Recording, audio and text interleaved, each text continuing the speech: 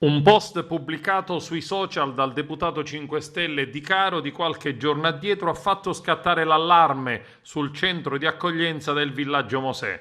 Scene di guerriglia urbana, scrive. Il centro di accoglienza per quarantena di Viale Cannatello va chiuso, ci vogliono strutture e luoghi idonei. Il grido di allarme, segnalato anche dagli abitanti della zona, si diffonde dopo la fuga dal centro di circa 15 migranti, scappati o allontanati dalla struttura. Il centro Cannatelle è utilizzato come luogo di quarantena anti-Covid per gli immigrati sbarcati nelle ultime settimane. Preoccupazione ed angoscia, naturalmente legittima, è suscitata nel popoloso quartiere del villaggio e nella comunità grigentina per la presenza del centro anti-Covid-19. Le forze dell'ordine hanno rastrellato la zona e le campagne circostanti durante la notte, recuperando quasi tutti i giovani tunisini per riportarli nuovamente nella struttura.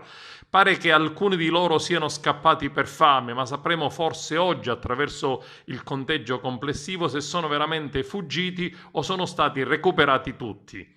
Non si è fatta attendere la dichiarazione del ministro Provenzano in visita a Lampedusa, collegata ad un altro momento di tensione, questa volta causato da lampedusani che hanno dato fuoco al deposito di barche, un segnale chiaro di protesta al governo centrale. Sono venuto a Lampedusa, ha dichiarato Provenzano, per portare la vicinanza delle istituzioni ad una comunità offesa da questi gesti, una comunità che ha tenuto alto in questi anni l'onore e la dignità dell'Italia intera e dell'Europa. Lo Stato non si lascia intimidire da questi gesti, la magistratura assicurerà i colpevoli alla giustizia, ma lo Stato italiano ha un debito nei confronti di quest'isola che deve essere riconosciuto con vicinanza, attenzione, soprattutto in questa fase difficile di ripartenza.